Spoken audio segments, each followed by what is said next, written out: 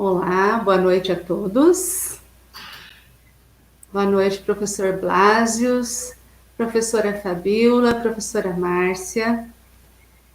Eu quero dizer a todos que eu estou muito feliz, muito honrada em poder fazer a abertura da nossa semana acadêmica do curso de Pedagogia da Faculdade Rema. Em especial por ter pessoas, tão especiais acompanhando a gente, e o professor Blasius, que aceitou o nosso convite tão prontamente e vem fazer hoje, a abertura da nossa semana acadêmica de Pedagogia da Faculdade Rema. Eu quero agradecer a todos, em especial o professor Blasius, em nome do Fábio, da Mara, os diretores do Grupo Rema Educação. Quando nós pensamos nesse tema, quando nós pensamos numa temática para essa semana acadêmica, que nós demos o nome, o título de A Escola do Futuro, Novos Papéis na Educação diante da Pandemia e da Revolução Tecnológica. Logo eu falei para o título. Logo eu falei para a Márcia de convidar o professor Blasius, porque tive a grata satisfação de conhecê-lo pessoalmente lá na Uniamérica, numa aula de pós-graduação, e falando sobre esse assunto e das pessoas que eu ouvi até hoje, aqui tem muita clareza, objetividade, escreve, pesquisa, estuda sobre isso. Então, muitíssimo obrigado, professor Blasius. Daqui a pouco a professora Márcia vai apresentá-lo.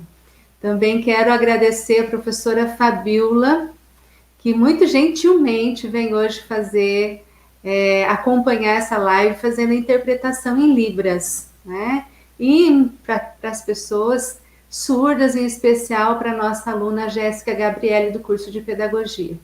Quero agradecer a professora Márcia, que organizou esse evento, a Semana Pedagógica, articulou todas as ações. Então, estou muito feliz e agradecida, quero agradecer em nome também dos professores, dos acadêmicos da Faculdade Rema. É uma honra, é um prazer tê-lo aqui com a gente, professor Blasius, falando sobre o novo perfil docente em contextos de mudança e transformação. Olha que há bastante tempo esse novo perfil já vem se desenhando, não é verdade? E a pandemia e as mudanças provocadas por ela só vieram acelerar um pouquinho isso, Então, é um tema muito atual, E tenho certeza que todas as pessoas que estão nos acompanhando, os nossos alunos que já estão aqui fazendo comentários, dando boa noite, eu quero pedir a todos e a todas que participem, aproveitem o conhecimento e a experiência do professor Blasius, façam perguntas, Agora há pouco nós estávamos conversando, ele disse que quanto mais interação, mais pessoas fazendo perguntas, mais dinâmica, mais gostosa fica a nossa live, mais interativa fica a nossa live. Então, eu quero também informar a todos, que quem não fez a inscrição ainda, dá para fazer a inscrição, aí embaixo no canal do YouTube tem o link da inscrição, e tem também um link para confirmação de presença e emissão do certificado. Quero também dizer que a nossa semana de lives da Semana Acadêmica de Pedagogia continua amanhã, e amanhã nós vamos falar sobre o uso das tecnologias como recurso pedagógico. Teremos a presença da professora Alessandra Rosseto, da professora Rejane Aguiar e do professor Rogério Bortolin fazendo a mediação. E na quinta-feira, vamos falar de um assunto que o professor Blasius também conhece muito bem, é escritor de livro, os benefícios das metodologias ativas no ensino. Nós teremos a professora Mariana Cismeiro, a Natália Bugança e a professora Márcia, que vai fazer a mediação. Então, eu quero convidar a professora Márcia para também dar boa noite a todos e apresentar o professor Blasius. Muito boa noite a todos vocês, aos nossos alunos do curso de Pedagogia, Especialmente esse evento está foi organizado, né, para os nossos alunas, alunos. Professor Blástios, já agradeço desde já, professora Fabiola também. Como a professora Lucy comentou, eu vou estar então com vocês hoje, né, mediando a fala então do professor, junto com os comentários, né, as questões que vocês colocarem aqui para a gente discutir. Mas é muito bom estar aqui com vocês na abertura da nossa 4ª semana acadêmica do curso de Pedagogia da Faculdade Rema. O tema da nossa semana não poderia ser outro, né? A escola do futuro. Uau, né? E o futuro já é agora, né? Novos papéis na educação diante da pandemia e revolução tecnológica. Para abrir o nosso evento, temos a honra de ter conosco o professor doutor em educação, Blástio Silvano Debold. Pronunciei corretamente, professor? Quase. Quase. Debalde, pode ser Debalde. Blástio Debold. Professor Blástio Debold vem falar, então, sobre o novo perfil docente em contextos de mudança e transformação. Seja muito bem-vindo, professor. Boa noite, obrigado. O professor Blástio, então, é doutor em educação pela Universidade do Vale dos Sinos, Unicinos. Tem a licenciatura em Geografia e também em História pela Universidade de Santa Cruz do Sul. Mestrado em Desenvolvimento Regional, também pela Universidade de Santa Cruz do Sul, e especializações variadas, né, em gestão de aprendizagem, metodologias ativas, educação híbrida, uma vasta experiência na área da educação, especialmente na utilização das metodologias inovadoras e no novo perfil docente. Ele dedica-se a pesquisas que se articulam com a promoção do protagonismo estudantil. E atualmente é docente e pró-reitor acadêmico do Centro Universitário União das Américas, Uniamérica. Bom, muito obrigada pela disponibilidade do senhor em estar aqui conosco, compartilhando conhecimento e nos dando a oportunidade de discutir este tema tão relevante nos dias atuais. Fica à vontade, professor. Boa noite. Primeiramente, gostaria de agradecer a oportunidade de participar deste evento da Faculdade Rema, da 4ª semana acadêmica do curso de Pedagogia, que tem como uma proposta ousada, né, que é a escola do futuro, e eu acrescentaria, a escola do futuro se constrói no presente, né? Então, quer dizer, vamos pensar uma escola para daqui adiante, né, mas ela é construída agora pelos nossos estudantes de pedagogia, pelos nossos professores, enfim, todos aqueles que acreditam ainda na utopia, né, da educação, né? Isso que nos move como docentes há longas décadas, né? Eu, particularmente, sou um sonhador utópico, acreditando que um dia a educação, a coisa vai melhorar, né? E isso nos move a pensar efetivamente num mundo melhor a partir da educação. Inicialmente, gostaria de agradecer a gentileza da professora Márcia pelas orientações quanto ao evento. Gentilmente enviava mensagens, olha isso e aquilo, orientando para que tudo desse certo nesta noite. Também gostaria de agradecer de modo especial pela professora Lucy, pelo convite para participar desse evento, e confesso que fiquei muito contente pela lembrança e poder contribuir, né, com algumas ideias sobre esse tema, que é bastante desafiador também, que é o novo perfil docente em contextos de mudança e transformação. Então, para dizer assim, inicialmente, como é que a gente veio essa motivação de estudar a questão da docência? Então, eu vou contar um caso, né, para a gente entender, assim, como historiador, ele sempre conta casos, né? Mas esse é verídico, né? Quando vim para Foz do Iguaçu, em 2002, no ano seguinte, em 2013, eu participei de um evento na Universidade Unioeste de Cascavel, e lá, não conhecendo muito as tendências pedagógicas do Paraná, ainda estava me adaptando à realidade, apresentei um trabalho num evento que se chamava o professor construtivista na universidade. Obviamente, como o evento era mais voltado para outras discussões e não essa, né? Eu fui amplamente sabatinado sobre meu tema, né? Em outras palavras, eles acharam um pouquinho ousado para o evento levar uma proposta a falar de um professor construtivista.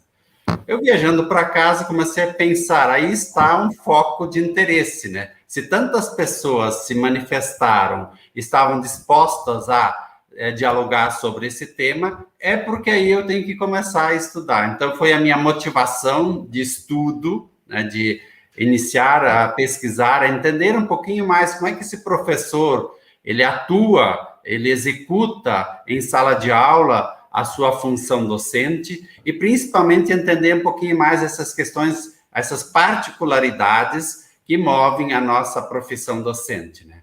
Então, comecei a ler, a estudar, a interagir, né? E nesse meio tempo, tive contato pessoal com o Antônio Nova, professor pesquisador de português, que esteve aqui em Foz, num evento organizado. A gente começou a trocar figurinhas e comecei a entender um pouquinho mais como é que é esse processo de formação docente e como ele é importante tanto no processo inicial e continuado. Por isso, um curso de pedagogia, ao meu ver, ele é um curso que deve ser muito bem valorizado dentro da instituição. Sei que, se olharmos pela questão financeira, ele não é viável, né? E aí eu defendo que a instituição tem que fazer uma opção por esses cursos, mantê-los, porque hoje a formação docente, principalmente aquele que começa a trabalhar lá nos anos iniciais, né? E principalmente na educação infantil em anos iniciais, é que vai fazer a transformação e a mudança. Com uma boa base, nós conseguimos formar, obviamente, pessoas melhores para essa nossa sociedade tão carente, muitas vezes, de valores, de espírito de humanidade e outros elementos assim.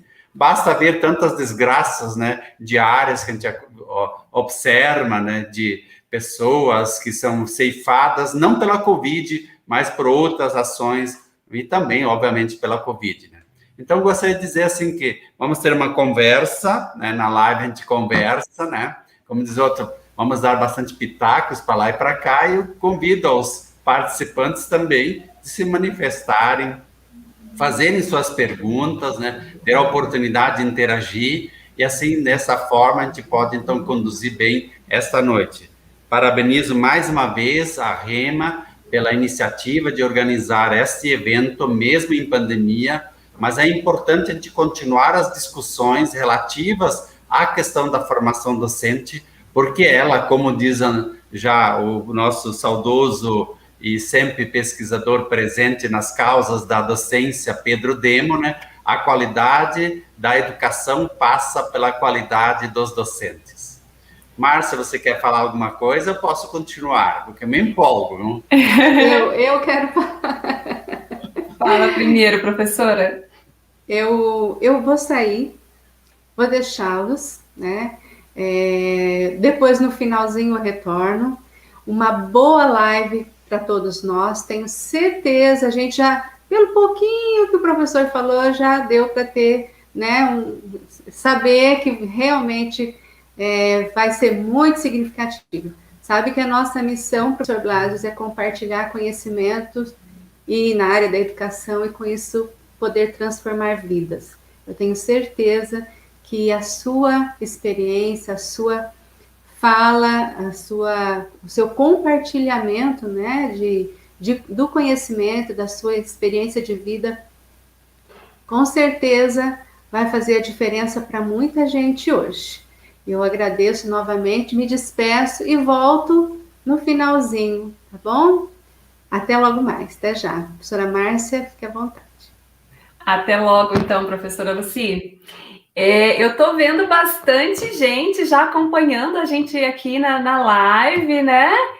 Cleide, Gisele, Fernanda, Giovana, Samuel, Emily Malaguti, Rosângela, tem bastante gente acompanhando aqui a nossa live já, professor. E eu gostaria, então, de lembrá-los que todos podem interagir, então, enviando as suas perguntas, os seus comentários, e eu vou repassando, então, ao professor Blássios, tá bom? Para que seja mesmo uma conversa, né, professor?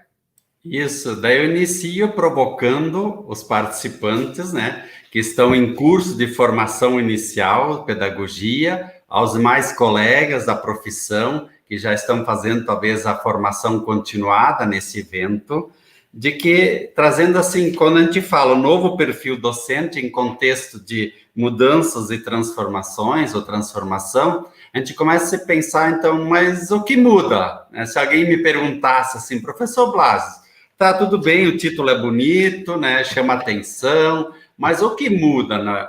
E aí eu começo a minha fala dizendo assim, por que nós precisamos pensar em mudar a prática docente?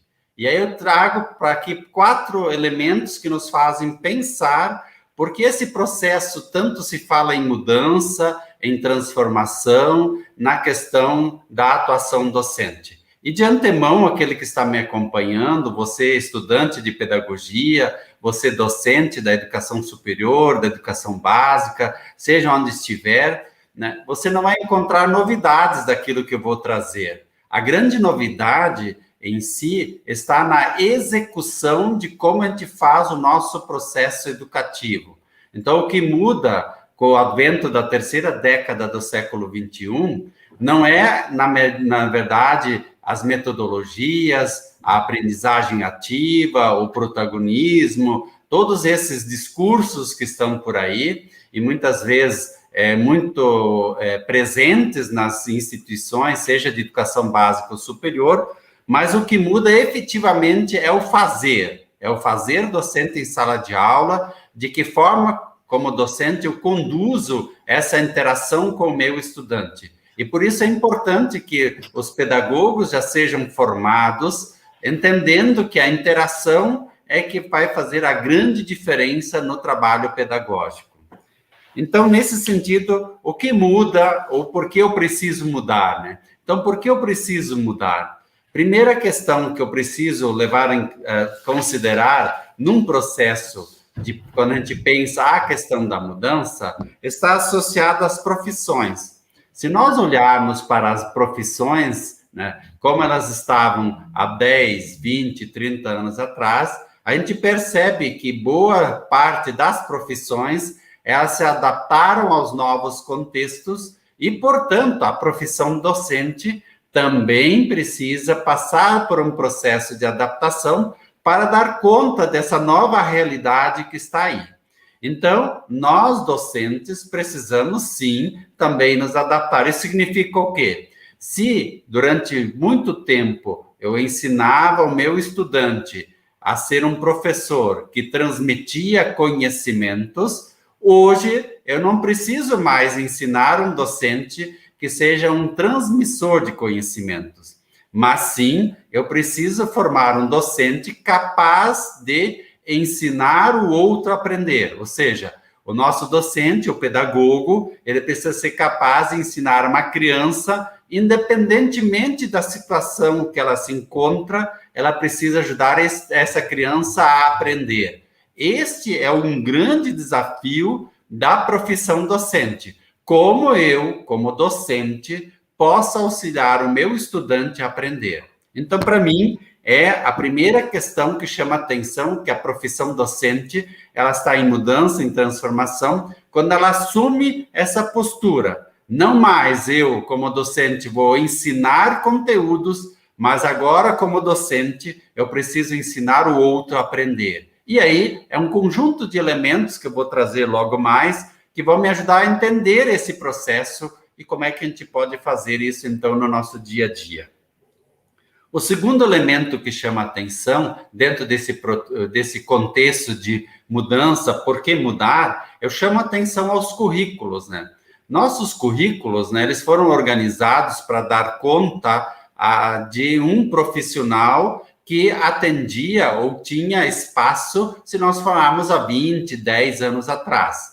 No entanto, hoje, o perfil docente requerido, tanto na educação básica quanto na superior, ele já requer um currículo muito mais voltado e centrado na questão das competências, né? Se nós olharmos para a base nacional, a nova base nacional, se olharmos para os próprios currículos da educação superior, as próprias diretrizes curriculares, melhor dizendo, dos cursos de educação superior, nós vamos perceber que os mais recentes, né, as diretrizes mais recentes e a base nacional, ela está toda ela organizada na questão das competências. Muito bem, se fala muito que precisamos trabalhar no desenvolvimento de competências, mas a pergunta que fica é a seguinte: e o docente? Ele foi preparado lá da educação básica, da educação superior, a trabalhar com competências, a desenvolver competências, a avaliar competências?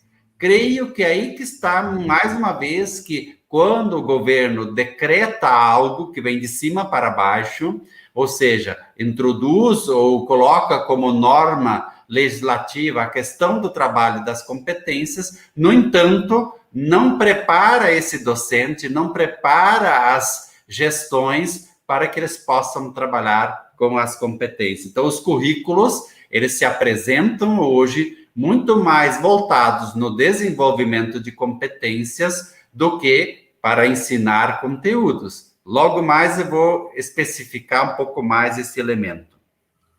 O terceiro elemento, por que nós precisamos mudar, está associado aos estudantes. E aqui estão os alunos de pedagogia que não me deixam mentir, né? Que eles querem muito mais uma aula em que eles são protagonistas, são ativos, põem a mão na massa, né? E, por incrível que pareça, se nós pensarmos um pouquinho na nossa trajetória de estudante, quem é mais antigo, assim, não precisamos dizer a idade, né? Mas ele vai perceber, e quando ele fizer um exercício daquilo que chamou atenção na sua trajetória formativa, nós sempre vamos lembrar de algo que foi diferente. Então, se eu lembro de algo significativo que eu tive na educação infantil, eu lembro da minha professora, a professora Geni, até hoje lembro o nome dela, né? A professora Geni tinha muito paciência comigo, que era meio arteirinho, né? Então, ela era uma pessoa que sempre nas sextas-feiras à tarde, ela pegava um livrinho na última hora da aula, antes de irmos para o final de semana, e fazia uma contação de história encenada. Aquelas histórias que ela contou, praticamente todas elas eu lembro até hoje, porque elas me marcaram. Ela fazia isso com muita paixão, com muito amor, muito encantamento, né? E você viajava naquele mundo imaginado e construído pela professora. Então, se nós lembrarmos alguma coisa de significativo na nossa trajetória de estudante, nós vamos lembrar aqueles momentos diferenciados que nós tivemos. E o último elemento que eu chamo a atenção, então, os estudantes é o terceiro elemento. Os estudantes mudaram, eles são mais participativos, eles têm acesso a conhecimentos e informações, então não preciso gastar mais tanto tempo em explicar, falar para o aluno coisas, mas posso colocar ele muito mais a fazer coisas e, a partir daí, dar significado e aplicabilidade ao conhecimento. E o último elemento é a aprendizagem, né? Nós precisamos hoje pensar uma aprendizagem muito mais voltada para a aplicabilidade profissional. Então, vocês, alunos de pedagogia, precisam aprender já desde logo como esse conhecimento que vocês estão adquirindo ou construindo no curso de pedagogia, como ele se aplica na realidade do pedagogo. Se vocês tiverem essa experiência de aplicabilidade desse conhecimento ao longo do curso de pedagogia, então vocês serão provavelmente profissionais diferenciados que chegarão nos ambientes de trabalho e saberão o que fazer. Então, a aprendizagem, ela precisa muito mais focar em desenvolver no estudante competências, né, aplicabilidade do conhecimento na vivência profissional, do que meramente uma reprodução, memorização e assim por diante, né? Então, para mim, são esses 4 elementos, são as quatro grandes motivações que nos levam a pensar por que precisamos pensar num processo de mudança ou de transformação na questão da educação básica superior. Então, as profissões estão mudando, os currículos estão se transformando, os estudantes são outros e a aprendizagem ela é mais focada agora na competência e na aplicabilidade de conhecimentos. Até aqui, Márcia, tudo certo? Já temos alguma pergunta ou nós estamos se esquentando para fazer a pergunta? Estamos nos aquecendo por aqui, professor. Mas tem bem. já uma pergunta aqui, olha. Quem atua na educação sabe que é preciso estar em constante formação, aprimorando conhecimentos. E embora muitos já estudavam sobre as novas tecnologias da informação e comunicação aplicadas à sala de aula, pouquíssimos, para não dizer um ou outro, né, pensaram numa necessidade tão urgente, né, que a pandemia nos proporcionou. De fato, esse é um problema, e aí vem de novo, né? Quando a gente olha assim, a gente tem que sempre separar quando há um movimento na educação, porque esse movimento ele surge, né? E aí vou trazer aqui alguma coisa que os mais antigos que estão nos acompanhando vão entender, para nós entendermos o atual momento, né?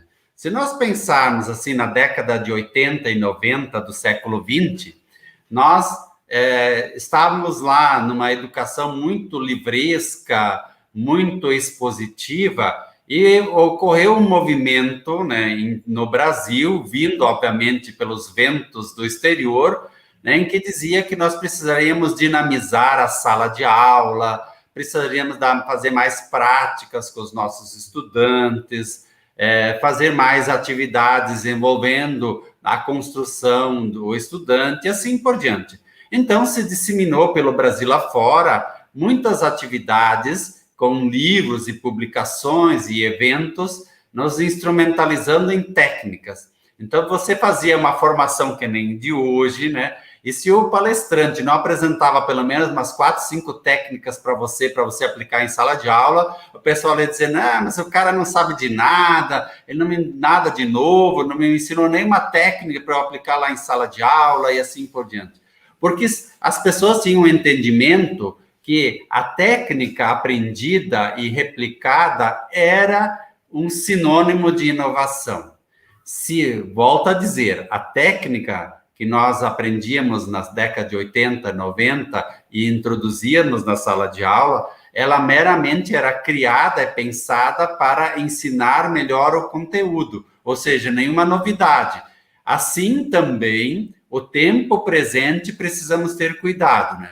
Quando as metodologias ativas surgiram, elas vieram muito para ainda dinamizar o ensino de conteúdos. Então, a primeira inovação que uma instituição tentava fazer quando ela estava num processo de mudança ou transformação era introduzir metodologias ativas. Porque, obviamente, se eu estudo algo ouvindo o professor e eu posso estudar isso de uma outra forma, participando, conversando com o colega, discutindo e assim por diante, assistindo um vídeo, alguma coisa, é óbvio que ela é mais atraente, ela se torna mais simpática do que ficar 2, 3 horas ouvindo o professor numa aula expositiva. Então, as metodologias ativas, elas vieram no primeiro momento para dinamizar esse espaço da sala de aula, trazendo elementos, entre eles a questão das tecnologias, então, aplicativos. E aí, obviamente, que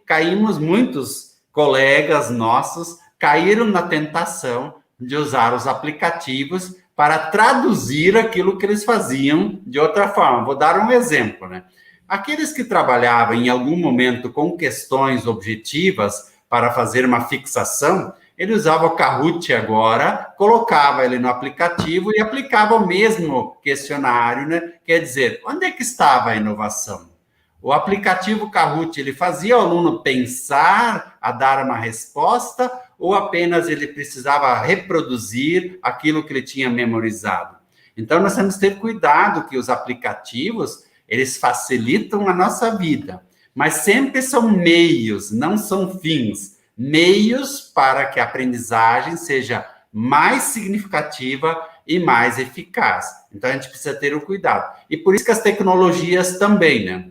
Eu gosto muito de um pedagogo, né, da região norte, nordeste, agora não sei exatamente qual é o Tião Rocha, né, com a pedagogia do sabão dele, né, ou seja, em outras palavras, né, não há necessidade de ter grandes tecnologias e recursos para a gente promover uma educação diferenciada. Basta, sim, ter criatividade e, principalmente, né, trabalhar a partir do contexto real para que aquela aprendizagem seja significativa. Então, Tião Rocha trabalha nesse sentido. Ele trabalha muito desse contexto real para que a criança veja significativo naquilo que ela está, significado naquilo que ela está aprendendo, e assim ela aprende, porque ela consegue associar. A criança, ela precisa de associação. Quando ela consegue fazer a associação a um contexto, né, real que ela vive, a tendência dela aprender é sempre mais significativa e mais fácil. Então, as tecnologias, sim,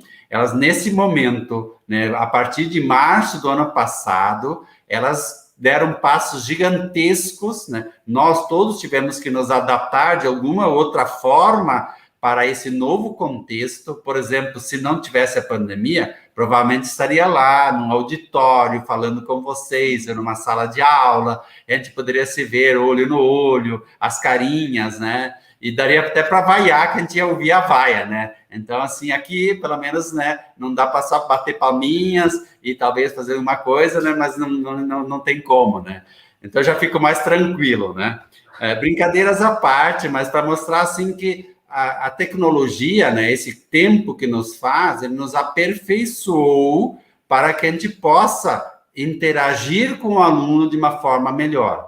Na sequência, eu vou trazer para vocês, né, como é que a gente pode, então, nesse espaço tecnológico, fazer com que a gente consiga ter conexão com o nosso estudante ou com o nosso interlocutor, seja ele em que momento eu estou. Então, para os futuros pedagogos ou já atuais professores, para entender como é que a gente faz. Se eu tenho uma aula de 3, 2, 4 horas, síncrona com o meu estudante, e como é que eu faço ele se conectar comigo nesse tempo todo? E aí tem algumas técnicas, e aí vou trazer, não como receita, mas como uma indicação que poderá nos ajudar a solucionar esse problema. Mas volto a dizer, nenhuma tecnologia substitui a criatividade do docente. Ele pode, muitas vezes, ter somente um canal de WhatsApp para se comunicar com o aluno, porque nós sabemos que nossos estudantes, às vezes, têm problema de tecnologia e não têm acesso àquilo que muitas vezes... Então, se eu sei usar muito bem o WhatsApp, eu consigo fazer também uma excelente aula via WhatsApp, desde que eu use a criatividade. Então, a tecnologia, se eu tenho ela ao meu lado, ao meu favor, obviamente que ela é, vamos dizer assim, dá para nadar abraçadas, né? É ótimo, né? Mas se eu não tiver, também não precisa dizer, agora eu não tenho nada, não posso fazer nada. Gente, vamos usar a criatividade, alguma forma de conexão a gente pode ter, né? E as escolas, elas precisam se adaptar, então, a esse contexto, porque estávamos falando antes do início, ao meu ver, nós vamos ficar nesse sistema de ensino, parece-me que até o final de 2021, né? Então, quer dizer, vamos ter uma longa jornada ainda a ser percorrida, com algumas mudanças, algumas flexibilizações, mas provavelmente uma turma inteira numa sala de aula, como era em março de 2020, eu só vislumbro isso em 2022, né? Não sou pessimista, né? Eu estou pensando nos dados de hoje de vacinação e pelo ritmo da vacinação, creio que esse é o cenário que nos aguarda. A segunda questão, temos alguma pergunta? Você me chama, tá, Márcia? Senão eu me empolgo e vou seguindo, tá? Tá certo, professor. Tá. Então, assim, a segunda questão que eu chamo a atenção, primeiro eu falei assim, por que nós precisamos mudar? E agora, o que muda, então, em relação à nossa docência, se nós estamos pensando num contexto de mudança e transformação? Então, o que muda, né? Primeiramente, o que muda é o planejamento coletivo, né? Não se faz mais hoje planejamento individualizado, né? Inclusive, um desses planejamentos coletivos, né? Estava num outro momento falando com colegas do Norte e Nordeste num evento, e eles me perguntaram, professor, meus alunos chegam lá no 5º, 6º semestre com severas dificuldades de escrita, com muitas dificuldades de ler um texto, praticamente não leem nada. Como a gente pode resolver esse problema, né? E aí eu comecei a fazer um seguinte exercício com eles. E, inclusive, depois daquela fala, eu organizei um e-book que se chama Brilho nos Olhos, né? Como docentes podem transformar seus estudantes em leitores e escritores, né? Por que isso, né? Porque nós, docentes, e quem me acompanha nessa noite, que é docente, sabe muito bem, nós olhamos para nossos estudantes e queremos ver neles miniaturas nossas em sala de aula, né? Ou seja, queremos lá um Blasiozinho, uma Marciazinha, uma Fabiolazinha sentada lá na cadeira e achando que eles vão ser iguais como nós éramos, ou seja, estudávamos, nos dedicávamos, entregávamos no prazo e assim por diante. Esse perfil de estudante, né, lamentavelmente, né, ele praticamente não existe mais. Não que ele não faça as coisas, é que ele faz de uma forma diferente. E, portanto, o estudante que hoje, ou um jovem hoje, que é criativo, empreendedor, que se comunica bem, né? Ele tem predisposição, tem iniciativa, tem mais ou menos tem autonomia, né? Ele dificilmente vai procurar um curso superior imediatamente. Ele vai primeiramente empreender e depois ele vai fazer um curso superior. Quem nos procura na educação superior são pessoas que justamente querem que nós as ajudemos no processo de mudança e transformação. E para isso é nosso papel como formadores de novos profissionais, termos em mente que aquele estudante que está lá matriculado, talvez é um estudante que tem dificuldades e precisa ser auxiliado. Então, o planejamento coletivo hoje é pensar da seguinte forma: como o colegiado, por exemplo, de pedagogia, vai pensar um curso desde a primeira semana até a última semana dos 4 anos do curso de pedagogia. O que faremos com o estudante em cada um dos componentes curriculares que nós vamos selecionar, de que forma nós vamos trabalhar, e aí vem a questão das estratégias e tudo mais, que já vou falar na sequência. Então, isso tem que ser planejado coletivamente. Não tem mais como eu planejar o meu componente curricular sozinho. Eu preciso dialogar, compartilhar, planejar, para que as coisas sejam de forma gradativa à formação do estudante. Então, lembrando, se você quer que seu estudante leia um artigo de 15, 20 páginas, você precisa fazê-lo ler, pelo menos, inicialmente, uma página, né? Então, se você colocar na primeira semana do seu curso o aluno ler uma página, ele vai dizer o seguinte: poxa, eu consegui ler tudo que o professor postou lá na plataforma, né? Então, o tudo para ele foi uma página, mas ele conseguiu... o nosso jovem, e aí não estou dizendo que isso é o caso dos estudantes de pedagogia da Faculdade Rema, mas de um modo geral pelo Brasil afora, o estudante, ele desiste quando ele vê a quantidade, né? Ele olha lá, poxa, um artigo de 15 páginas, é demais, não vou ler, né? Agora, se eu começo ali, na primeira semana, ele lê por dia uma página, então ele lê 5 páginas. Na segunda semana, eu consigo que ele leia 8 páginas, né? 1,5 por dia. E assim sucessivamente, lá no final do primeiro mês, ele já consegue ler talvez as 15 páginas na semana, não em cada disciplina, em cada componente curricular. E assim sucessivamente. Se eu trabalhar isso dessa forma, ao final do primeiro semestre, esse estudante já é capaz, provavelmente, de ler de 5 a 10 páginas por dia em cada componente curricular. Mas eu adaptei ele ao ritmo da leitura que ele sempre vai dizer assim, conseguir ler tudo que o professor colocou lá. Esse é o objetivo. Você tem que fazer com que ele consiga dizer, eu li tudo que o professor colocou lá. Isso vale também, por isso que o planejamento coletivo, com a escrita. Vamos lá, qual é o objetivo do colegiado no primeiro semestre de um curso superior?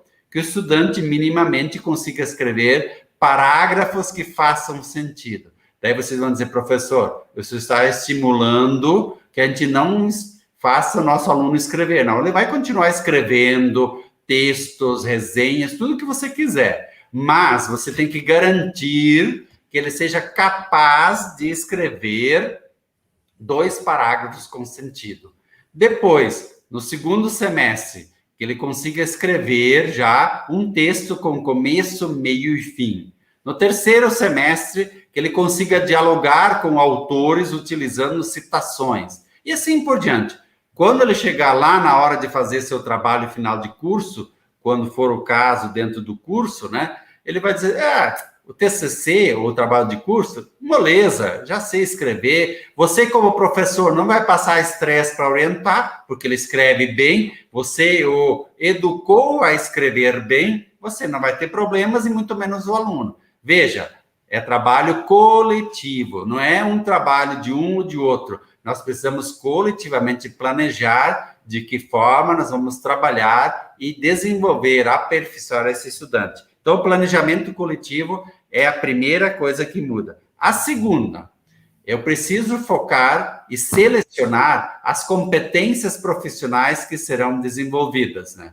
Quais são as competências que nós vamos... Ora, eu tenho que pensar. E quando nós falamos em competências, nós temos que lembrar. Se eu pegar o Perrenot, ele fala em competências e habilidades. Então, as próprias diretrizes curriculares nossas, que temos dos cursos, né? Elas são muito orientadas e norteadas pelo pensamento de Perrenot, quando a gente olha lá as competências de forma como elas estão nas diretrizes curriculares.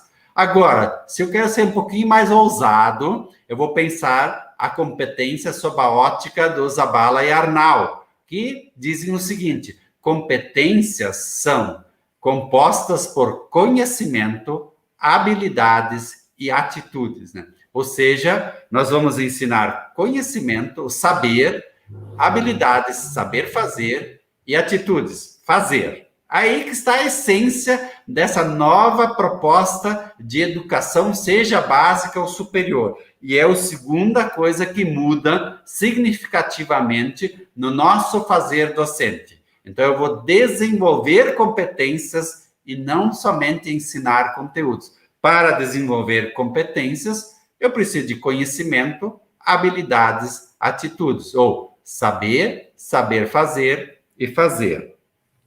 Depois, eu vou pensar em atividades de aprendizagem, ou seja, quais são as atividades que eu posso desenvolver com o meu estudante, promotoras ou capazes de alcançar aquela competência. Então, eu vou pensando atividades sempre permeadas pela questão do conhecimento. Eu penso nos recursos e somente depois de ter pensado na competência, nas atividades, nos recursos, eu vou pensar nos conteúdos. E aí vou escolher os conteúdos que efetivamente serão necessários para a formação daquele profissional, no nosso caso, do pedagogo. Ou seja, eu vou passar por um processo inicial em que eu vou selecionar as competências e o conteúdo eu vou selecionar por último, porque aí sim os conteúdos terão significado. O estudante vai ler algo que ele vai ver sentido e tem conexão com aquilo que é trabalhado em sala de aula, e o professor demonstra na atividade como ele aplica isso no exercício profissional. Então, ele vai dizer, então essa leitura, ela está conectada com aquela atividade que eu estou exercitando, o que eu farei depois como profissional. Então, essas são, ao meu ver, os elementos que mudam significativamente a questão do fazer docente, né? Depois eu entro, porque me parece que tem perguntas, né? Eu entro num outro bloco para falar sobre um outro elemento inovador na nossa profissão docente, que é o docente gestor de aprendizagem. Muito bom, professor. Isso vem muito de encontro que a gente tem discutido no nosso núcleo docente estruturante, né? A questão de leitura, interpretação e produção de texto. Então, é muito interessante, né, ver que está alinhado com essas questões que o senhor levantou. Nós temos, sim, uma pergunta da Daniele Fernanda, e ela diz o seguinte: professor, o senhor acha que os alunos estão preparados para esse sistema online que estamos executando? Em sala de aula, são muito mais participativos do que online. Muito bem. Daniele é estudante ou ela é docente? A Daniele não é nossa aluna do curso de pedagogia. Vamos ver o que ela diz aqui para gente. Isso. Mas, enfim, né? Daniele, nem os estudantes e nem os docentes estão preparados ou estavam preparados para aulas online, né? Por mais que a gente tenha vivência, por mais que a gente tenha feito algumas coisas na virtualidade, né? Para dizer assim, olha, vocês estavam em março de 2020 preparados para única e exclusivamente terem aulas online, você podia perguntar para todos os professores, para todos os alunos, eles iam responder não. Prova disso, e aí nenhuma crítica, se nós olharmos para as universidades públicas, estaduais e federais, muitas delas nem reiniciaram ainda suas atividades na graduação, né? E outras, de uma forma muito tímida, começaram, né? Porque eles têm um entendimento diferenciado do que instituições que são da iniciativa privada, né? E, no entanto, como eu disse, quem suspendeu o calendário em 2020, no início de 2020, provavelmente esse estudante ficará 2 anos sem estudar, né? Ou seja, em termos formativos, vejo como um prejuízo. Mas são opções e escolhas, e aí nem é uma crítica, né? Cada um, dentro desse momento, faz suas escolhas. E aí, para responder a pergunta da Daniele, né? Então, assim, ó, o aluno não está preparado e nós precisamos adaptá-lo ao ambiente virtual. Ao ambiente virtual, e aí vem talvez um elemento que eu possa ajudar e contribuir, significa a conexão que você estabelece com ele. E a conexão não é conexão aqui de rede, como nós estamos hoje. É você ter que pensar um encontro com seu aluno em que exigirá dele novas conexões a cada tempo. Então, qual é a proposta que eu faço para vocês? Se você pensar uma aula baseada no desenvolvimento de competências ou que tenha elementos, e aí vamos, hipoteticamente, vou fazer um exercício com vocês. Eu vou trabalhar um componente curricular X, como eu estudante, e aí vou usar 10, 15 minutos, já aviso para o estudante, quando a gente começa, né? Olha, agora nos primeiros 15 minutos, eu vou fazer uma contextualização do tema que será trabalhado na aula de hoje. Na sequência, eu vou dar uma atividade que vocês vão fazer. Na sequência da atividade, vocês vão apresentar essas atividades que serão discutidas entre os pares, entre os colegas. Depois eu vou fazer considerações sobre essas atividades. E vocês têm que estar preparados, porque nós vamos fazer essa atividade em grupo e vou sortear um do grupo para apresentar, para se manifestar e assim por diante. Você semeou a discórdia no seu grupo de alunos, né? Porque ele vai dizer assim, poxa, esse professor estava muito bem aqui, colocando, me loguei, tá lá minha carinha, né? Minha imagem, minha foto, tô lá na Netflix assistindo um filme muito bacana, e o professor agora vem com esse negócio de me conectar a cada 15, 20 minutos com ele, para ver se eu estou na aula dele. Mas percebe, ó, se aquilo que você está propondo, e aí é importante você, nos 15 minutos iniciais, ser muito claro o que o aluno vai fazer. Obviamente, se eu falar para ele assim, olha, hoje nós vamos estudar a história da educação e nós vamos dar ênfase para a educação grega, né? Gente, isso lá pelas tantas online não é muito motivador. Então, eu tenho que pensar uma outra forma. Dizer, olha, hoje nós vamos trabalhar um pouco sobre esse contexto de educação e o que ele pode trazer de forma diferente no dia a dia, na prática da sala de aula. É esse o tema que vou trabalhar. Os gregos já tiveram uma experiência lá, e aí, conforme o material que está disponível lá no ambiente de aprendizagem, mas a atividade que nós vamos fazer é sobre de que forma nós podemos dinamizar a sala de aula com a introdução de alguns recursos, alguma coisa. A partir daí você faz a contextualização e daí você dá a atividade. Lembrando, se você calculou que o aluno levaria 15 minutos para fazer a atividade, você diz que ele tem 10 minutos, né? Então, ele se conectou a primeira vez com você para ouvir os 15 minutos de exposição, apresentação. Daí ele se conecta mais 10 minutos, 15 para fazer a atividade. Daí ele se reconecta com você para a apresentação, porque ele não sabe qual é o grupo e quem é a pessoa que vai apresentar. Tá? Aí ele fica ligado, né? Aí você lá pelas tantas convida alguém do outro grupo para fazer um comentário sobre a apresentação. Então eles estão lá conectados. Depois, você faz uma nova conexão com ele na medida em que você propõe uma outra atividade ou alguma coisa.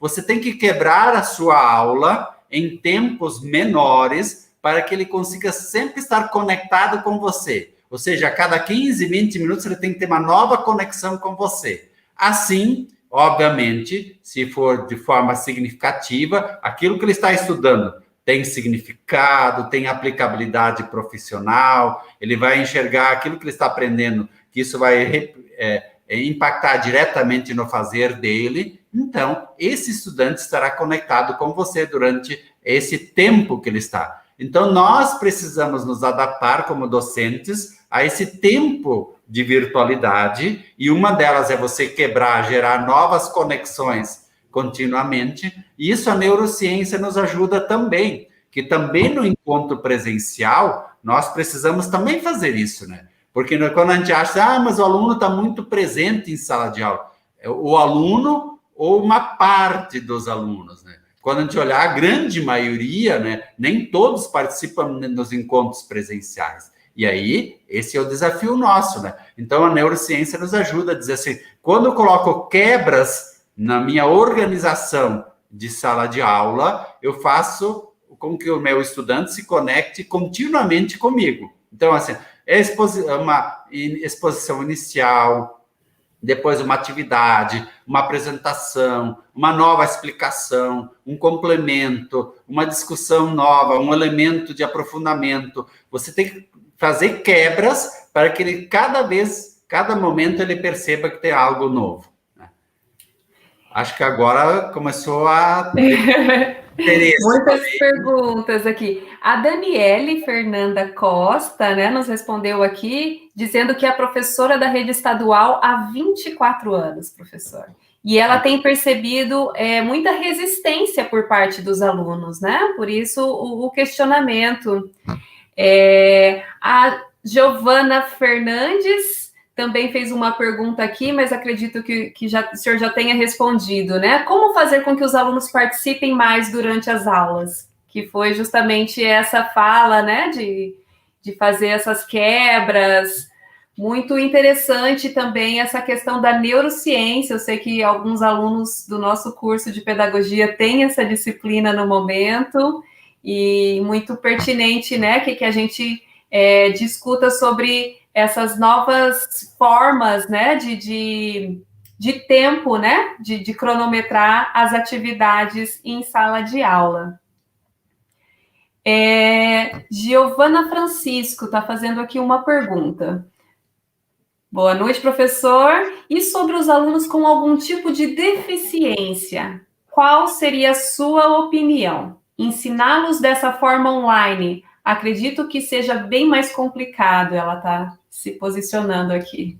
Sim, Giovana, com certeza você colocou num problema que a tecnologia, né, a aula virtual, ela ainda está ensaiando a uma forma de como se pode trabalhar com esse público, né? Que é um público ainda, se como estudante, né?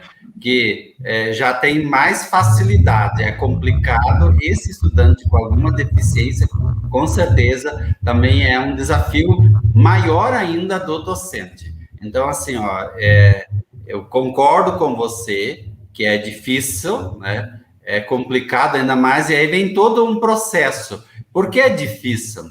Porque nós, docentes, na nossa trajetória formativa, e aí não é 1, 2, 3 componentes curriculares no curso de formação inicial que vai dar conta, mas é toda uma preocupação que deve ter nas redes, tanto estadual como municipal, no que diz respeito à formação do docente. Nós precisamos ser formados para sermos capazes de trabalhar com crianças, com jovens, que tenham alguma deficiência, para que isso se faça, para que o nosso trabalho seja eficaz. Porque o que a gente faz normalmente é mais ou menos, né? Porque nós não fomos preparados para trabalhar com esse público e temos dificuldade de trabalhar com esse público. E aí, e aí a gente, às vezes, quer fazer algo, né?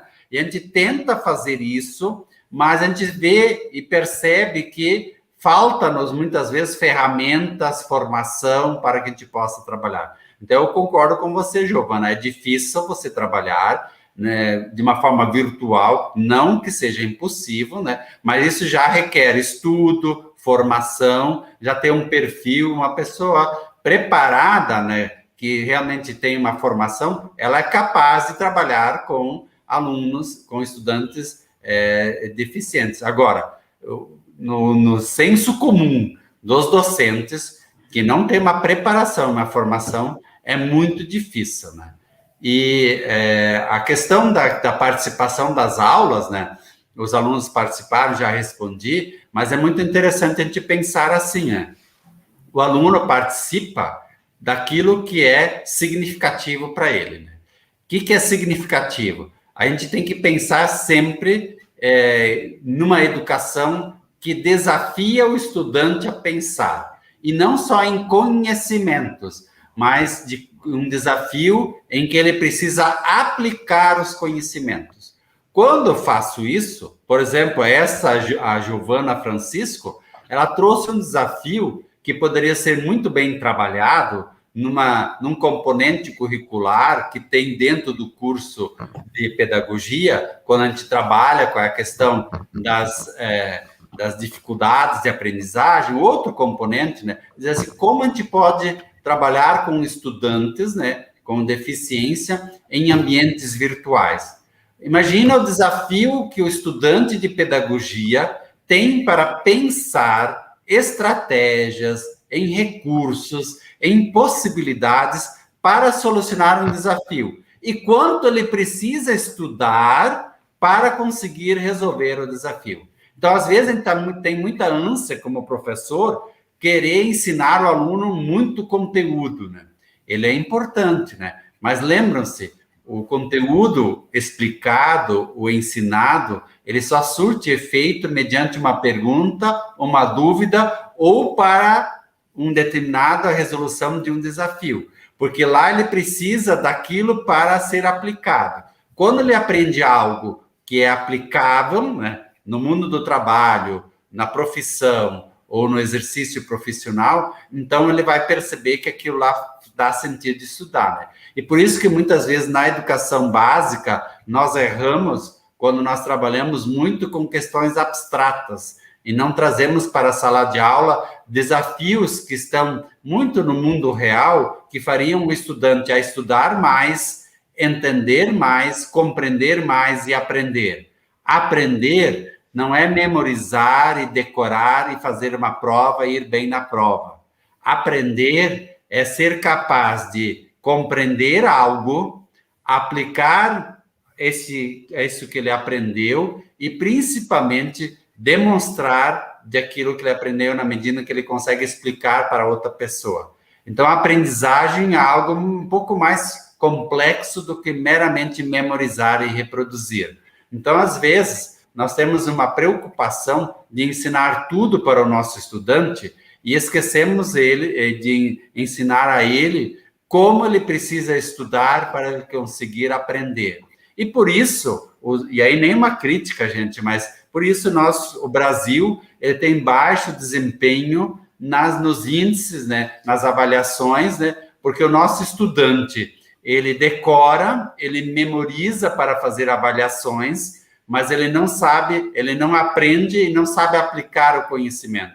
Se nós pensarmos no ENAD, por exemplo, é uma questão, é uma prova que exige muito a aplicação de conhecimentos, ao contrário de outros instrumentos que normalmente nós aplicamos para os nossos estudantes em termos de formação, em que a maioria das questões são questões em que a gente pede o conhecimento e não a aplicação. Então, se eu quero ter um bom desempenho no ENAD, eu preciso ter questões que façam o aluno aplicar o conhecimento. Então, exemplificando, se meu estudante precisa aprender um conhecimento, eu já dou o conhecimento na questão, a definição, e dou situações na sequência para ele identificar se aquele conceito que está em cima, ele está representado de uma forma correta em uma das situações abaixo. Se ele consegue ler o conceito e ver a aplicabilidade dele de uma forma correta,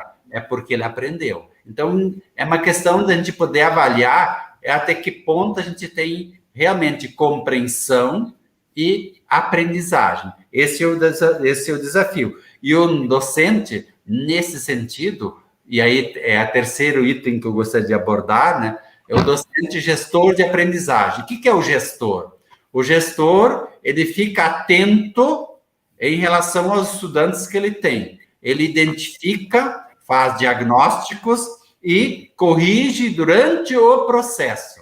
Não adianta você chegar ao final do semestre e dizer para o estudante, olha, você infelizmente reprovou no meu componente curricular.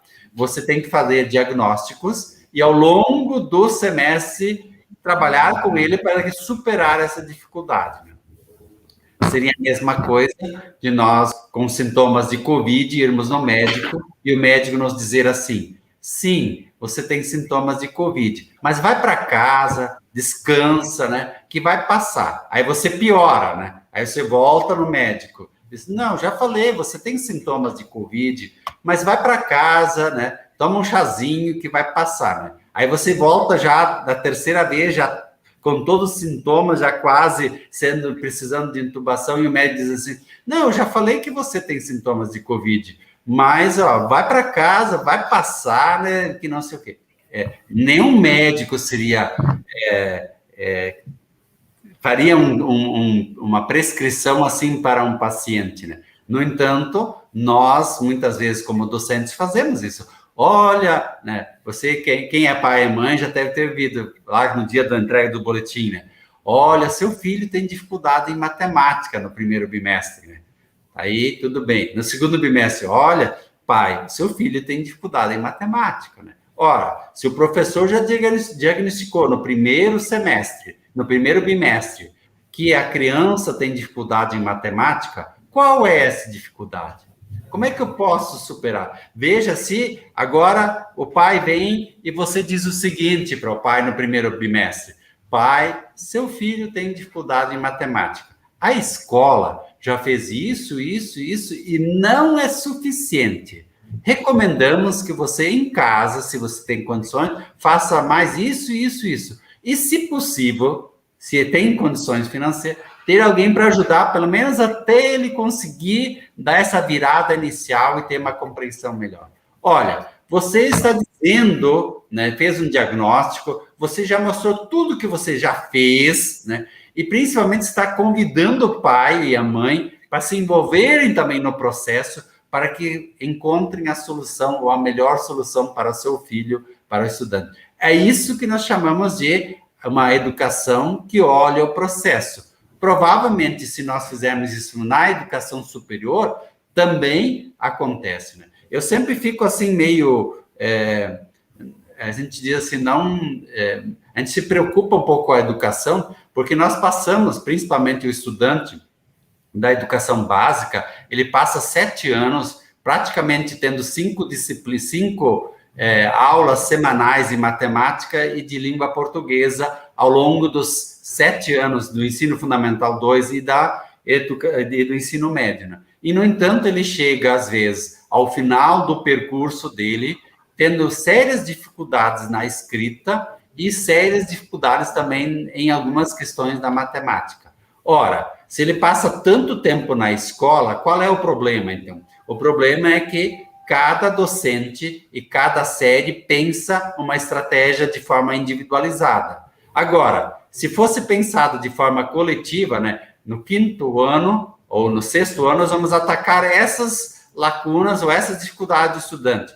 No 7º ano, isso. No 8º, isso. No 9º, isso. Até o 3º, teremos atacado todas as questões. Isso vale também para a língua portuguesa. Vamos pensar lá no 6º ano, nós vamos fazer ele escrever parágrafos corretamente. Depois, articulação entre parágrafos e assim por diante. Quando ele chegar no 3º ano do ensino médio, ele vai escrever textos com muita propriedade.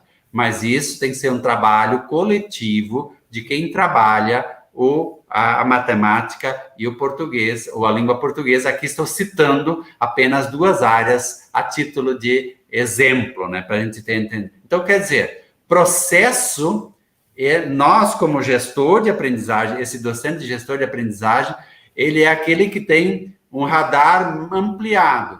Ele faz diagnóstico, ele verifica dificuldades, ele interage, ou seja, ele age e intervém para corrigir as dificuldades, ele corrige o que precisa ser corrigido, e não somente em conhecimento, às vezes em atitudes, em habilidades. E toda vez que eu desafio o meu estudante a pensar a partir de contextos desafiadores, ele se engaja mais, ele participa mais. Ele se afasta quando ele não vê sentido naquilo que ele está aprendendo, ou veja, ele não vê significado naquilo. Ah, por que eu estou aprendendo isso? Ah, por isso. Então, eu sou professor, né, hoje, como pró-reitor, não mais, mas quando era em sala de aula, eu trabalhava com história antiga e medieval. Provavelmente você que teve essas componentes curriculares em algum momento na vida, disse, mas que coisa chata, né? História antiga e medieval. Quem gosta desse negócio? Ninguém. E foi esse o desafio. Como fazer o aluno se interessar pela história antiga e medieval e eu conseguir dar essa conexão. Então, eu trazia muito elementos atuais para entender e, de certa forma, despertar a curiosidade em forma de desafio para os estudantes se dedicar àquele estudo. Por exemplo, quando nós estudávamos os gladiadores na idade antiga, né, principalmente em Roma, né, o que eu fazia? Eu trazia um pequeno vídeo do MMC, hoje, né, das lutas que tem lá, né, do UFC, melhor dizendo, né, e dizia assim, olha, essas lutas, o que vocês estão percebendo? Ah, não sei o quê, quem são os maiores lutadores, ganhadores? Na época ainda era o nosso brasileiro, que estava muito bem na foto, então tudo mais. Então, deu um enter, né? Ah, mas por quê? Ah, em tempos antigos já havia uma luta muito parecida, né? E aí eu dava a entrada no tema, e aí o aluno, na cabeça dele ficava aquele combate, né? Que já existia na contemporaneidade, existe, né? E ele começava a estudar aquilo que era antigo para ver o que tinha de diferente, parecido, igual, etc, etc. Desta forma, ele se motivava a estudar tudo aquilo que era necessário para se apropriar. Então, é interessante a gente pensar dessa forma. Mas, para não me alongar, vamos para mais algumas perguntas. Vamos lá, professor. Primeiro, eu gostaria de destacar que a professora Daniela está aqui agradecendo, né, pela resposta, pela colocação que o senhor fez. Nós é que agradecemos, né, professora Daniela, sua participação, interação. E também temos vários professores participando aqui conosco, né? Destaco também a participação da professora Erotides, nossa parceira aqui do Colégio Emílio de Menezes, de Arapongas, professora Vilma, professora Ilka, professora Marilza. Então, temos bastante participantes da comunidade, né? Professoras com longa jornada em sala de aula, que vem encontrando também, né, essas dificuldades com o ensino, com a necessidade que nós tivemos do isolamento social, né, e por isso a paralisação das aulas presenciais. Temos uma pergunta aqui da Cleide. Professor, o que vemos na prática é um pouco diferente, vamos dizer. Vejo que os professores não têm tempo de diagnosticar, de insistir que o aluno aprenda. Vejo que o docente não insiste que a criança aprenda de verdade. Como realizar isso na prática, no dia a dia?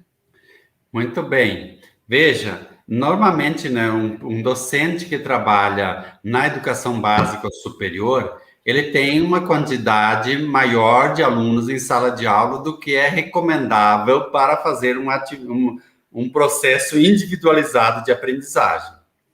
Concordo plenamente, né? Então, vamos supor que eu tenha uma quantidade de alunos, né, acima daquilo mas eu tenho um semestre, né?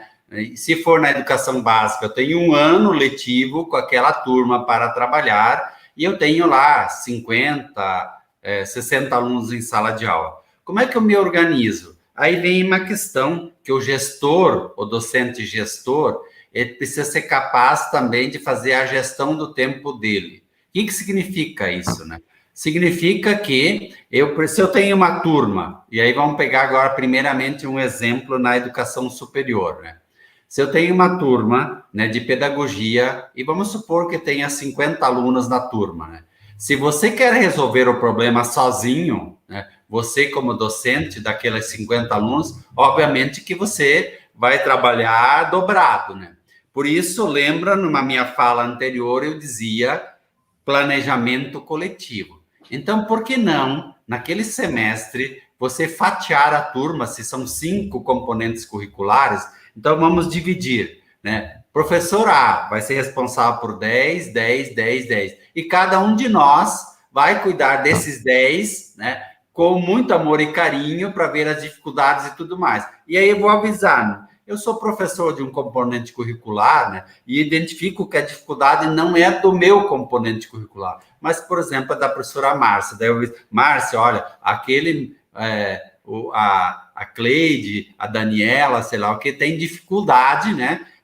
Naquela questão, quando tiver em sala e tudo mais. Então, significa assim, ó, primeiramente, a gente precisa dividir os alunos e ter esse contato mais individualizado dentro de um tempo possível daquele tempo que eu tenho.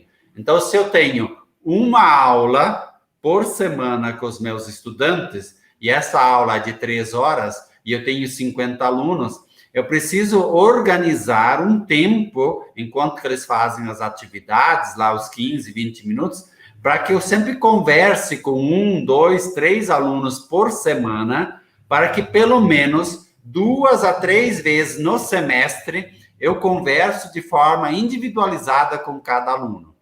Eu sei que é pouco, mas pense, se eu consigo conversar 2 vezes por semestre, e isso for uma prática também dos meus colegas, não serão 2, mas talvez serão 8, 10 conversas individualizadas, e ao longo do curso serão consideravelmente muitas conversas individualizadas.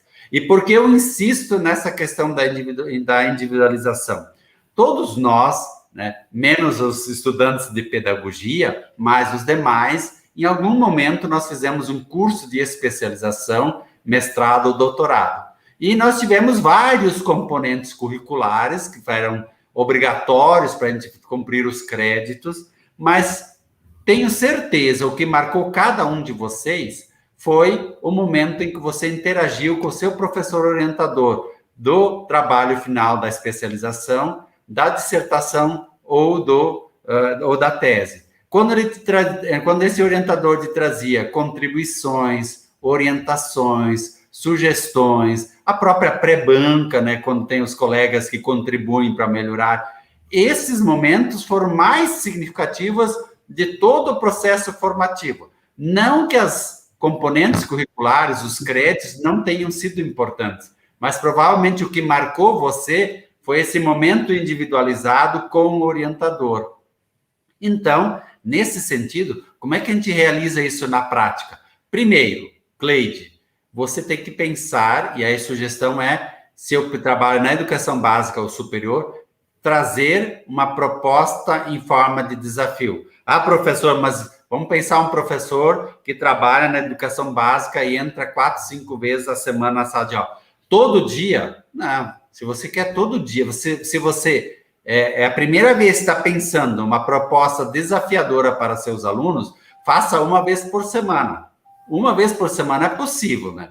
Até você criar essa cultura de pensar uma educação desafiadora. E aí depois brotam mais ideias, né? Mas o começo, uma vez por semana. Então, o desafio é, na quarta-feira, eu vou levar sempre uma atividade desafiadora.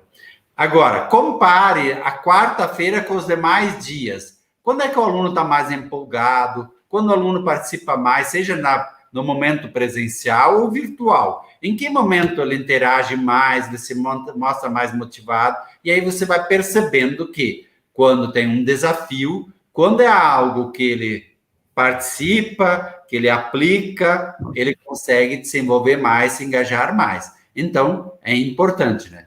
E a outra questão que você levanta, Cleide, muito bem, é que o docente não insiste para que a criança aprenda de verdade. Sim, porque, lembra, nossa formação como docentes nos foi dito durante toda a trajetória, e aí me corrijam se estou equivocado, né? Espero que os alunos, e creio que os alunos de pedagogia, não mais, mas no nosso tempo, na nossa graduação, na nossa licenciatura, nós éramos ensinados a sermos bons de ensino, termos boa comunicação, termos boa didática e termos algumas estratégias para ensinar os nossos estudantes. Ou seja, éramos preparados para transmitir, em outras palavras, conhecimentos, ensinar conhecimentos, né?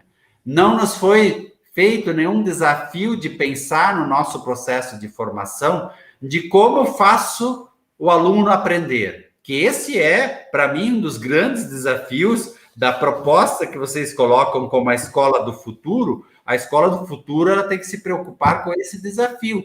Como fazer com que o docente seja capaz de ajudar o aluno a aprender? Esse é um grande desafio. Por que ele é grande desafio?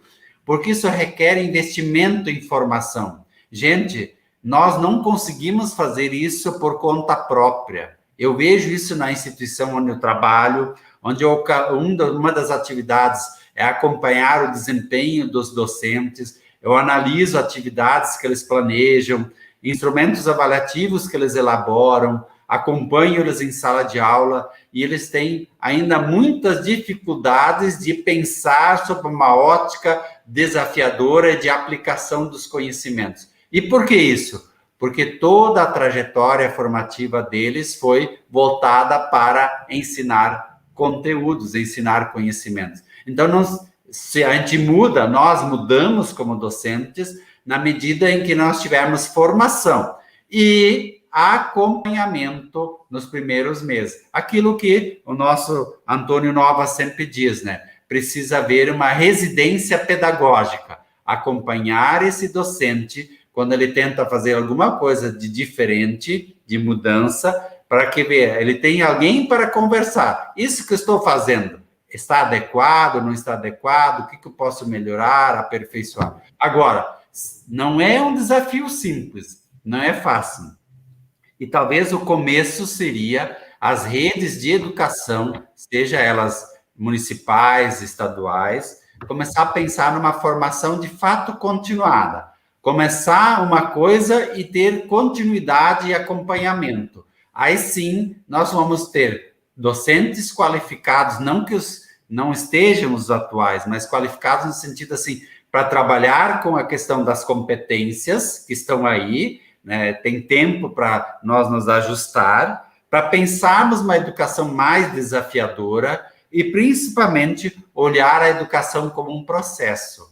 Enquanto que a gente não fizer isso, nós vamos estar insistindo numa educação que já está comprovada que não é eficaz. quem se torna um estudante bem-sucedido é aquele que tem algumas habilidades naturais. Mas se olharmos para o grande público que frequenta nossas escolas e nossas universidades, a gente vai perceber que muitos deles saem dos nossos domínios ainda com relativa dificuldade. Ou seja, não fomos capazes de agregar o suficiente para ele fazer essa transformação. E isso não é no sentido assim que nós falhamos, né? Nós tentamos fazer o melhor dentro das condições que nós temos, mas falta-nos muitas vezes formação. Por isso eu sou um defensor muito forte do docente, porque primeiro, antes de cobrar dele alguma coisa, eu preciso dar condições de formação e acompanhamento. Depois que ele teve, eu posso cobrar. Mas, normalmente, na nossa esfera e na nossa política educacional é diferente. Eu faço um decreto e já cobro do docente que ele seja capaz de fazer isso, né? Sem lhe dar as condições, sem dar formação para que ele possa fazer isso. Cleide, você diz, esse é o desafio, fazer a educação ser eficaz. Muito obrigado. É exatamente isso, né? Gente, olha aqui, ó. Só faz sentido estudar algo se o estudante ver significado. Tem que ter significado, né? Se nós olharmos por tudo aquilo que nos encanta, por aquilo que nós guardamos na memória, aquilo que nos lembra alguma coisa, podem ter certeza foi algo significativo. Tudo que marca, tudo que é importante, né? Nós lembramos porque foi significativo. E eu já disse várias vezes e vou repetir aqui. O exemplo clássico de aprendizagem para a vida é quando nós aprendemos a andar de bicicleta, né?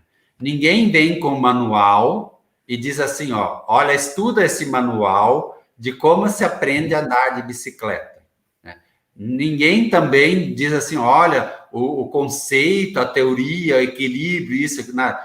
O que todos nós aprendemos, salvo o melhor juízo, né? Você sentava na bicicleta, um amigo, um irmão segurava a bicicleta, corria atrás de você um pedacinho enquanto ele conseguia, largava você e você ia, né? Quando você olhava para trás e não tinha mais ninguém, você caía, né? Porque a insegurança bateu, né? Ninguém segurou. Mas entre cair uma vez, outra vez, você pegava o equilíbrio, saía pedalando, aprendeu a andar de bicicleta.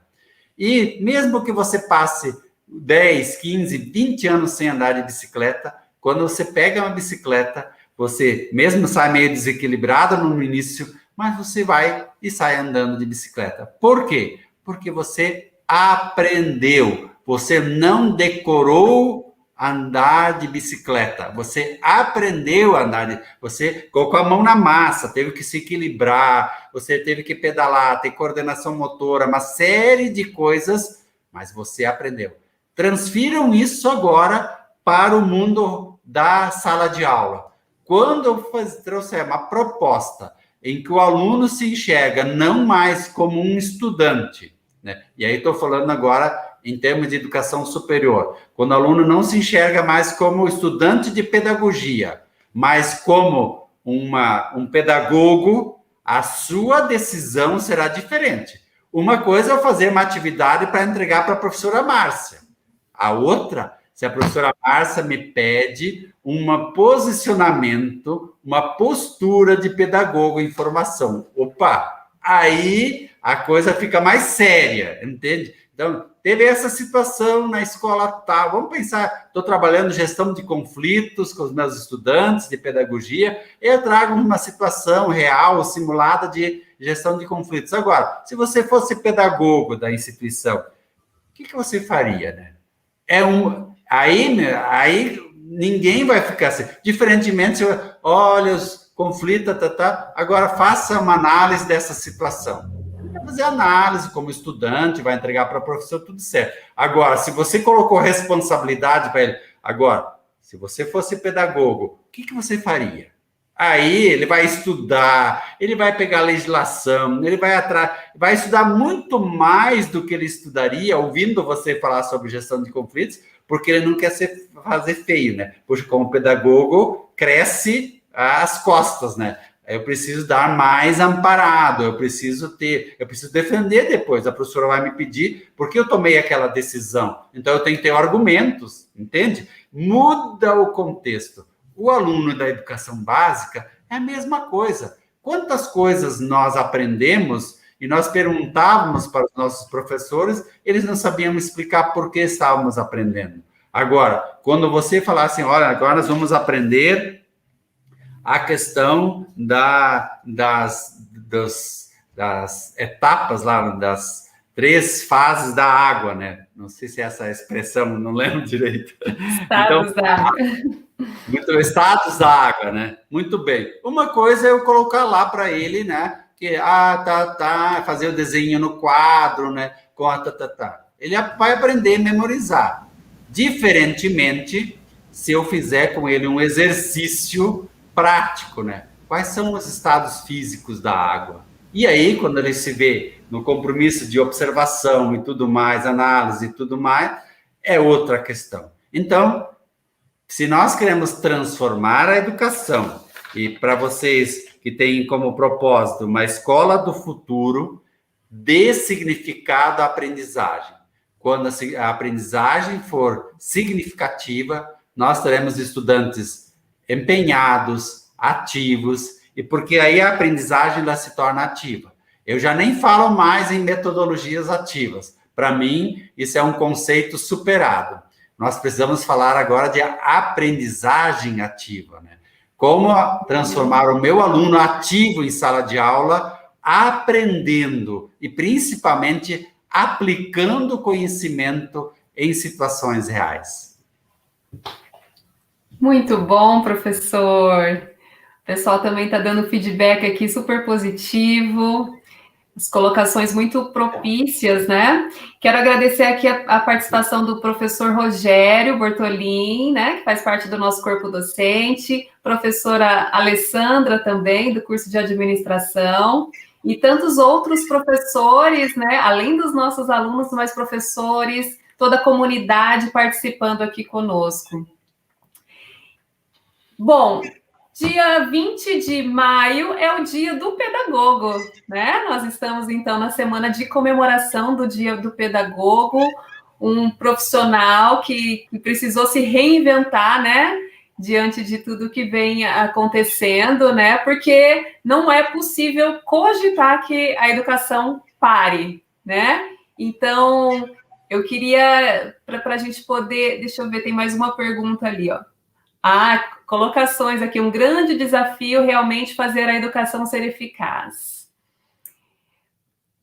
Principalmente neste momento nas aulas remotas, e como o professor colocou, é uma nova realidade, uma nova adaptação. Uma nova realidade, então, que o pedagogo, né, o profissional da educação, precisou se adequar, se inovar com muita criatividade, né? Como foi comentado, não só pelas novas tecnologias da comunicação e da informação, mas com a criatividade, não é, professor? Eu gostaria que... É exatamente isso, né? Para mim, o pedagogo, ele tem um papel fundamental na escola e nas instituições, uma vez que ele precisa pensar a educação. Para mim, esse é o papel primordial do pedagogo, pensar a educação. O que significa pensar a educação? Pensar de uma forma como ele pode dar suporte aos demais colegas quanto a esse processo de ajudá-los a ensinar o aluno, né, a ensinar o aluno a aprender. Então, esse é um desafio, porque o pedagogo, também que teve uma formação já há mais tempo, ele também passa por um processo de adaptação. Então, assim, ó, num contexto de educação transformador e de mudança, pelo qual era a proposta da minha fala desta noite, né, precisamos, obviamente, adaptar o aluno. Então, no dia em que eu quiser inovar na minha instituição, no curso presencial, lembrem-se que eu preciso adaptar o aluno. O aluno passa toda a educação básica sentado, um atrás do outro, né? Tem um autor aí que eu não me recordo, que diz que ele se forma em nucologia, né? Porque ele só vê a nuca do colega da frente, né? Então, e aí ele vem numa escola, daí ele vem na faculdade Rema, e lá eu vou trabalhar em trabalho em grupo, né? Lógico que ele vai dizer que é isso, eu quero ter aula, eu quero ter professor falando, né? Então você precisa adaptar ele, você precisa fazer com que ele entenda que ele vai aprender de uma forma significativa na medida em que ele for o sujeito da aprendizagem. Então ele precisa ser adaptado, assim como o professor, o pedagogo, todos nós estamos num processo de adaptação. E essa para mim é a grande paixão, a maravilha da educação, a grande utopia. Todo dia nós podemos fazer diferente. E ao fazermos diferente, nós estamos construindo uma educação e uma sociedade melhor. Talvez, como falei no começo, essa utopia, nós da geração quase 60, não vamos enxergar, né? Porque vai demorar mais uns 20, 30 anos, né? Mas, enfim, pelo menos vamos tentar fazer esse movimento para que outros venham e continuem pensando de uma forma utópica de que um dia o professor vai ser reconhecido, valorizado e pelo seu excelente trabalho que ele faz na construção de uma sociedade e, como vocês falam, né, de uma sociedade, uma escola do futuro, né, que é construída exatamente com essas pessoas que estão discutindo educação numa terça-feira, 18 de maio, né, mesmo não sendo presencial, mas virtual, deixando uma série de outras coisas para participar desse momento gratificante de troca de experiências. Muito bom!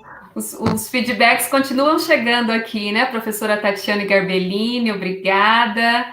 Professora Rosângela Marim, professor, muito obrigada por dividir tantos conhecimentos. Professora Ilka está dizendo parabéns pela explanação, professor Blásios. Realmente, professor, parabéns e obrigada, né, por compartilhar tanto conhecimento conosco nessa noite.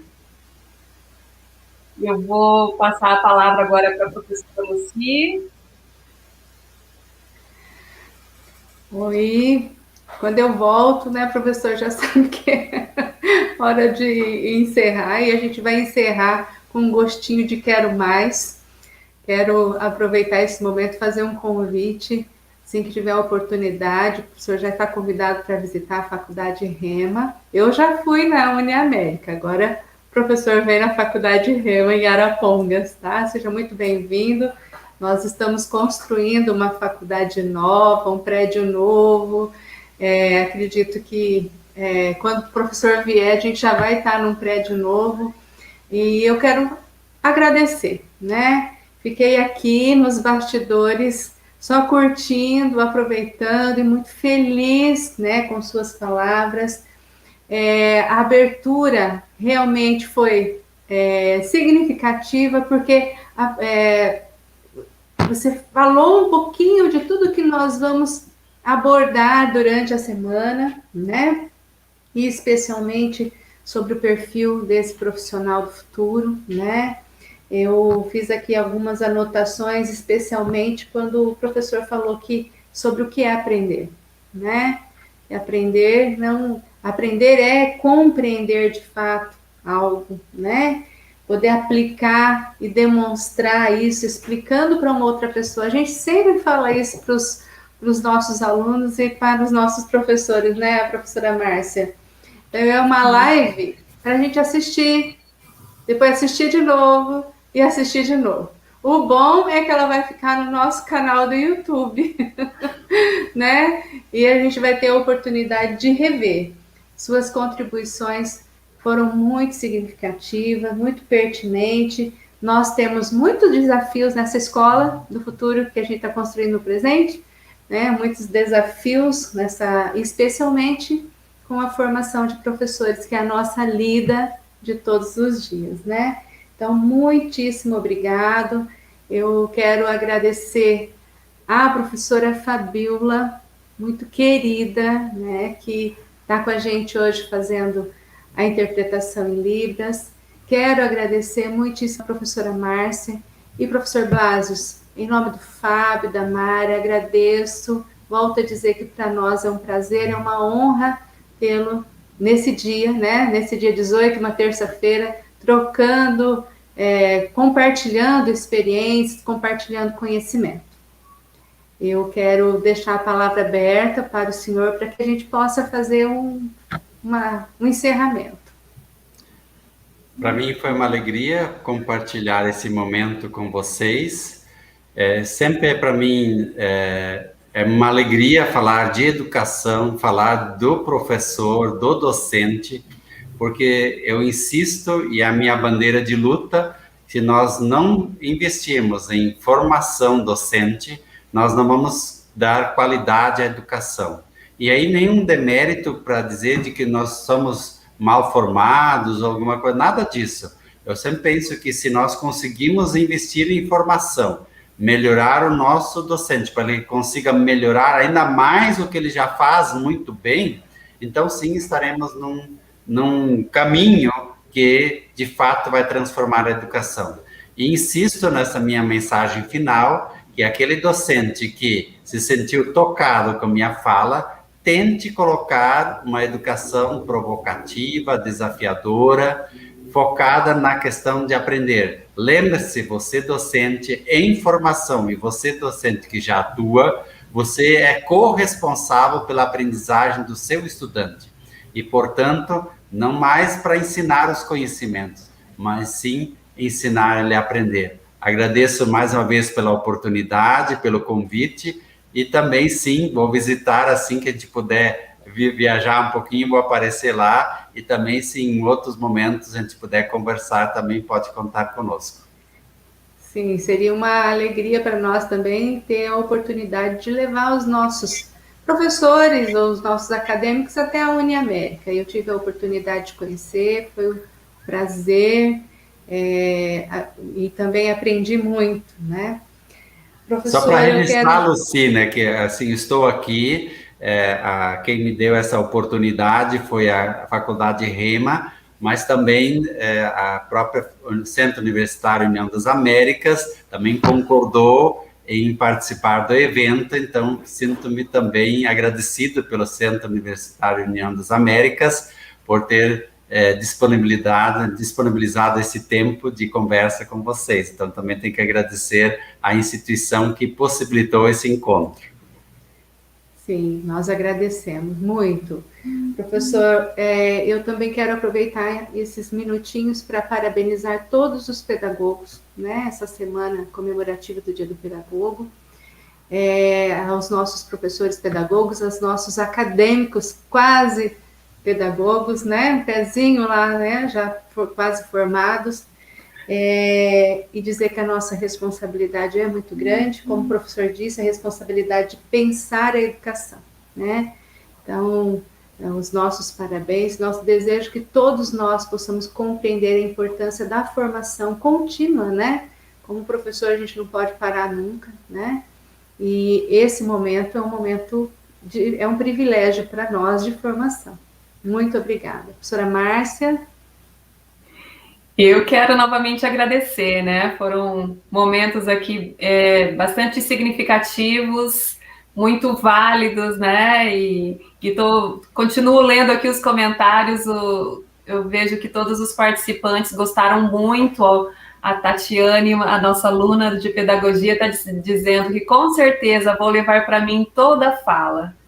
Acho que isso resume, né? Esses agradecimentos todos e destaca, né, como foi importante essa fala, né, toda a fala colocada aqui nessa noite sobre a importância da educação, né, e desses profissionais em formação e já atuando, né, atuantes. Então, muito obrigada, professor.